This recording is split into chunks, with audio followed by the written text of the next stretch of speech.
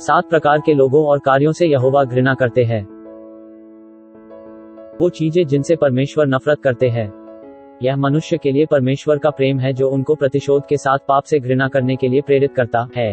हम कलीसिया में इस पीढ़ी को यह सिखाने में असफल रहे हैं कि परमेश्वर के पास प्रेम के साथ साथ घृणा करने की क्षमता भी है। परमेश्वर पाप से घृणा करते हैं और वह अपने क्रोध की प्रचंडता से सबका न्याय करेंगे। यह पीढ़ी एक कृपालु और नम्र हृदय वाले परमेश्वर के बारे में शिक्षा देती है, जिसके निर्णय अनिश्चित होते हैं और जो उसकी आज्ञाओं को तोड़ने वालों को भी लाड़ प्यार करते हैं। इस पीढ़ी के लिए यह विश्वास करना कठिन है कि परमेश्वर पाप से कितनी घृणा करते हैं। मैं आपको बताता हूं कि परमेश्वर पाप से नफरत करते हैं जैसे एक पिता सांप से नफरत करता है जो उसके बच्चे की सुरक्षा और जीवन के लिए खतरा है। परमेश्वर बुराई और शैतानी ताकतों से घृणा करते हैं जो लोगों को स्वर्ग के रास्ते से दूर नर्क के द्वार तक खींचती हैं। जैसे एक माँ एक जहरीली मकड़ी से नफरत करती है जो उसके छोटे बच्चे के नर्म गर्म मांस पर खेलती पाई जाती है। यह मानव जाति के लिए परमेश्वर का प्रेम और करुणा है जो उनको ऐसे प्रतिशोध के साथ पाप से घृणा करने के लिए प्रेरित करती है। हमारे पास सब कुछ अच्छा हो इसलिए परमेश्वर हमको स्वर्ग देना चाहते हैं। परमेश्वर हर उस चीज से घृणा करते हैं जो हमारे और परमेश्वर के बीच मेल मिलाप करने में बाधा डालती है। 7 प्रकार के लोगों और कार्यों से यहोवा घृणा करते हैं। नीतिवचन की किताब में इस सवाल का जवाब दिया गया है। 1. घमंड से चढ़ी हुई आंखें। 2. झूठ बोलने वाली जीभ। 3. निर्दोष खून बहाने वाले हाथ। 4. जो दुष्ट योजनाएं बनाता है। 5. पैर जो बुराई करने के लिए दौड़ते हैं। 6. झूठा गवाह जो झूठ बोलता है। 7. ऐसा व्यक्ति जो भाइयों के बीच फूट डाले। 1. घमंड से चढ़ी हुई आंखें। बाइबल कहती है विनाश से पहले अभिमान और गिरने से पहले घमंड होता है। जो घमंड से चलते हैं उन्हें वह नीचा भी कर सकता है। और फिर से बाइबल कहती है देख मैं तेरे विरुद्ध हूँ हे अभिमानी। सर्वशक्तिमान यहोवा की यही वाणी है, तुम्हारा दंडित होने का समय आ गया है। बाइबल के लगभग हर उदाहरण में साथ ही साथ जीवन में अभिमान असफलता से जुड़ा है, सफलता से नहीं। हम हीन भावना के बारे में बहुत कुछ सुनते हैं लेकिन अभिमान की श्रेष्ठता के बारे में शायद ही कभी बात की जाती है। लूसीफर के पतन का कारण घमंड था और वह शैतान बन गया। अभिमान आज हजारों को मसीह से दूर रखता है। मेरे दोस्त क्या कहेंगे, मेरा परिवार क्या सोचेगा, अगर मैं ईसाई बन जाता हूं तो क्या मेरी प्रतिष्ठा प्रभावित होगी। यीशु ने कहा जो कोई अपने आप को बड़ा बनाएगा वो छोटा किया जाएगा और जो अपने आप को छोटा बनाएगा वो ऊंचा किया जाएगा। मत्ती अध्याय 23:12। स्वर्ग के राज्य का प्रवेश द्वार आप में नम्रता आने से प्राप्त होता है। ब्रह्मांड के इतिहास में नम्रता का सबसे बड़ा कार्य तब था जब ईसा मसीह कलवरी के क्रूस पर हमारे लिए कुर्बानी दी। स्वर्ग में पहुंच का एक ही रास्ता है, उन्हें क्रूस पर घुटने टेकने चाहिए और स्वीकार करना चाहिए कि वे एक पापी हैं। उन्होंने परमेश्वर की आज्ञाओं को तोड़ा है और उन्हें मसीह में परमेश्वर के अनुग्रह की आवश्यकता है। कोई भी गर्व से उद्धारकर्ता के पास नहीं आ सकता। 2. झूठ बोलने वाली जीभ। बाइबल कहती है कि यहोवा झूठ बोलने वाली जीभ से घृणा करते हैं। हमने झूठ बोलना कहां सीखा? क्या यह अजीब नहीं है कि बच्चे बिना सिखाए सहज रूप से झूठ बोलते हैं?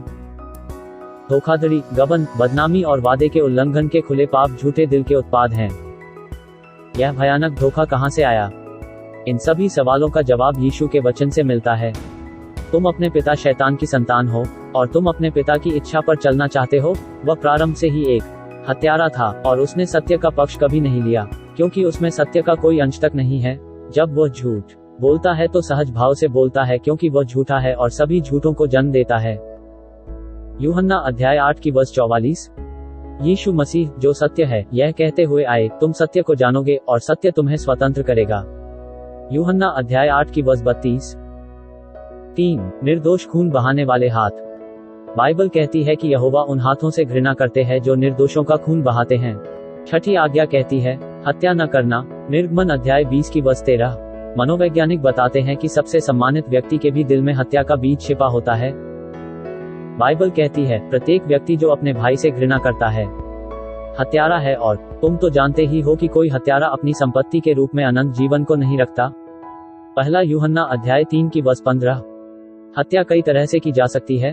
घृणा और कटुता के शब्दों के साथ आप अपनी पत्नी, अपने बच्चों और अपने दोस्तों की हत्या कर सकते हैं। सभी हत्यारे सलाखों के पीछे नहीं हैं। ऐसा होता है कि केवल शरीर को मारने वालों को ही कानून द्वारा दंडित किया जाता है, परंतु बहुत से जो स्वतंत्र हैं, व्यक्तित्व, जीवन और दूसरों की आत्मा को नष्ट करने के दोषी हैं। बाइबल कहती है कि आप किसी को अपनी जीभ से मार सकते हैं। यिर्मयाह अध्याय 18 की वज़ 18। आप किसी अन्य व्यक्ति की प्रतिष्ठा को बर्बाद कर सकते हैं। परमेश्वर ऐसे लोगों को हत्या के लिए जिम्मेदार ठहराते हैं। 4. दिल जो दुष्ट योजनाएं बनाता है। बाइबल कहती है कि परमेश्वर उस हृदय से घृणा करता है जो बुरी कल्पनाओं को गढ़ता है। कर्म से पहले मन में व्यभिचार होता है। व्यवस्था पाप का न्याय कर्म के अनुसार करती है, परंतु परमेश्वर हमारे मन की बुराई के अनुसार हमारा न्याय करता है। यीशु ने कहा, जो कोई किसी स्त्री पर वासना की दृष्टि करता है, वह अपने मन में उससे व्यभिचार कर चुका है। मत्ती अध्याय 5 की वज़ 28। हम एक ऐसे दिन में जी रहे हैं जब पुरुषों और महिलाओं की कल्पना यहोवा की दृष्टि में बुरी है। बाइबल कहती है कि वह इससे नफरत करता है। बुरी कल्पना वाला कोई भी व्यक्ति परमेश्वर के राज्य का वारिस नहीं हो सकता। परमेश्वर बुरी कल्पनाओं से घृणा करता है। बुरी कल्पना आदत को जन्म देती हैं, आदतें बंधन की ओर ले जाती हैं और बंधन मृत्यु की ओर ले जाता है। पाप की मजदूरी मृत्यु है। रोमियो अध्याय 6 की वज़ 23। 5. पैर जो बुराई करने के लिए दौड़ते हैं। बाइबल कहती है कि यहोवा उन पैरों से घृणा करते हैं जो शरारत करने के लिए दौड़ते हैं। बुरे विचार और कल्पना यदि पोषित किया जाता है तो अंततः पाप की ओर ले जाते हैं। हर समुदाय में ऐसे लोग हैं जो खुलेआम परमेश्वर के कानून का उल्लंघन करते हैं। वे शेख ही बघाड़ते हैं कि वे पाखंडी नहीं हैं और वे अच्छा होने का ढोंग नहीं करते, लेकिन यह उन्हें उनकी दुष्टता के लिए क्षमा नहीं करता है। 6. झूठा गवाह जो झूठ बोलता है। यह 9वीं आज्ञा है। हमारा परमेश्वर सत्य को गंभीरता से लेते हैं क्योंकि उसका वचन स्वयं सत्य है। निर्गमन अध्याय 23 की वज़ 6 से लेकर 8 तक। लोगों को गरीबों के प्रति अन्याय नहीं होना चाहिए, उनके साथ भी अन्य लोगों के समान ही न्याय होना चाहिए। तुम किसी को किसी बात के लिए अपराधी कहते समय बहुत सावधान रहो। किसी व्यक्ति पर झूठे दोष न लगाओ। किसी निर्दोष व्यक्ति को उस अपराध के दंड के द्वारा मत मरने दो जो उसने नहीं किया। कोई व्यक्ति जो निर्दोष की हत्या करे दुष्ट है और यहोवा उस दुष्ट व्यक्ति को क्षमा नहीं करेंगे। यदि कोई व्यक्ति गलत होने पर अपने से सहमत होने के लिए रिश्वत देने का प्रयत्न करे तो उसे मत लो। ऐसी रिश्वत न्यायाधीशों को अंधा कर देगी जिससे वे सत्य को नहीं देख सकेंगे। रिश्वत अच्छे लोगों को झूठ बोलना सिखाएगी। दूसरा उदाहरण, जब हम दूसरों के बारे में बदनामी फैलाते हैं जिससे लोगों के चरित्र और प्रतिष्ठा पर सवाल उठता है। गपशप और बदनामी इतनी बुरी है कि पौलुस इन पापों को रोमियो 1 में उन अपराधों की सूची में शामिल करता है जो परमेश्वर के क्रोध के योग्य हैं। हम में से कोई भी 9वीं आज्ञा के संबंध में निर्दोष नहीं है। हम सभी ने कभी न कभी इस कानून का उल्लंघन किया है। हम में से बहुत से लोग सोचते हैं कि हमने 9वीं आज्ञा का पालन किया है, जबकि वास्तव में हम बंद दरवाजों के पीछे गपशप और बदनामी के दोषी हैं। यदि हम ऐसी बातें बताने के दोषी हैं जो शायद सच न हों, या लोगों को दूसरों के बारे में ऐसे तथ्य बता रहे हैं जिन्हें उन्हें वास्तव में जानने की आवश्यकता नहीं है, तो इस दिन पश्चाताप करें। इस पाप को अपने जीवन से खत्म करने के लिए परमेश्वर से मदद मांगे और हम सब इस बात का ध्यान रखें कि हम गपशप या निंदा न करें। 7. ऐसा व्यक्ति जो भाइयों के बीच फूट डाले। बाइबल कहती है कि परमेश्वर उस पुरुष या स्त्री से घृणा करते हैं जो भाइयों के बीच कलह बोता है। यह उन चीजों में से एक है जिससे परमेश्वर घृणा करता है। भाई जब शांति से साथ रहते हैं तो अच्छा होता है। भाइयों में तर्क शुरू करने वाले को यहोवा दुष्ट आदमी मानते हैं। यहाँ भाइयों का मतलब केवल परिवार के सदस्य नहीं है, इसका मतलब पड़ोसी और दोस्त भी हो सकता है। इसका मतलब राष्ट्र भी हो सकता है। शांति अच्छी है। यह यहोवा का उपहार है। युद्ध में हमें लोगों की देखभाल करनी चाहिए और शांति के लिए काम करने का प्रयास करना चाहिए। हमें हमेशा शांति के लिए प्रार्थना करनी चाहिए। यदि तुम में से कोई अपने को धार्मिक समझे और अपनी जीभ पर लगाम न लगाए वरन अपने ही मन को धोखा दे तो उसका धर्म व्यर्थ है। याकूब अध्याय 1 की वज़ 26। हम क्या कर सकते हैं? हम इन भयानक लक्षणों के बारे में क्या कर सकते हैं जो हमारे दिलों में हैं? रहस्य प्रेरित पौलुस के शब्दों में पाया जाता है, इस दुनिया की रीति पर मत चलो बल्कि अपने मनों को नया करके अपने आप को बदल डालो ताकि तुम्हें पता चल जाए कि परमेश्वर तुम्हारे लिए क्या चाहता है, यानी जो उत्तम है, जो उसे भाता है और जो संपूर्ण है। रोमियो अध्याय 12 की वज़ 2। यीशु मसीह आपके हृदय में आकर आपको बदलना चाहते हैं। अपना स्वभाव बदलो। अपनी जीभ से केवल वही बोलो जो अच्छा है। गपशप, निंदा और बदनाम करने से किसी को भी जीवन में सुख नहीं मिलता। नफरत के बजाय अपने सताने वालों से भी प्यार करो। यह कैसे हो सकता है? मैं आपको बताऊंगा। क्रूस पर अपनी विजयी मृत्यु के द्वारा मसीह ने आपके लिए एक नया जीवन खरीदा है। यीशु ने कहा, मैं इसलिए आया हूँ कि वे जीवन पाएं। यूहन्ना अध्याय 10 की वर्ष 10। बाइबल कहती है, यदि हम अपने पापों को स्वीकार कर लेते हैं तो हमारे पापों को क्षमा करने के लिए परमेश्वर विश्वसनीय, न्यायपूर्ण और समुचित है तथा वह सभी पापों से हमें शुद्ध करते हैं। पहला यूहन्ना अध्याय 1 की वर्ष 9। यह केवल एक धार्मिक सिद्धांत नहीं है, यह वास्तव में काम करता है।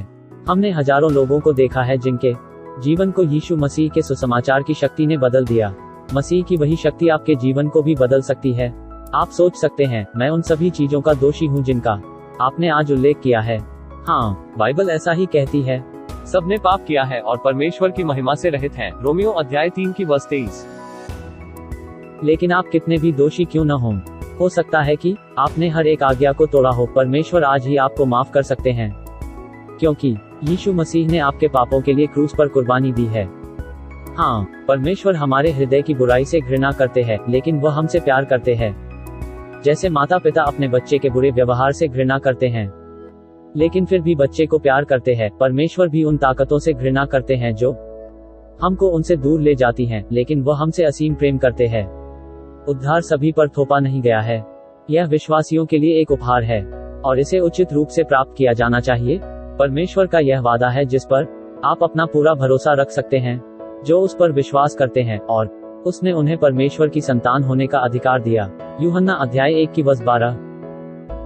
आप इस समय मसीह को प्राप्त कर सकते हैं। वह आपके द्वारा किए गए हर पाप को क्षमा करेंगे और आपको जीवन के प्रलोभनों से बचने के लिए नई शक्ति देंगे।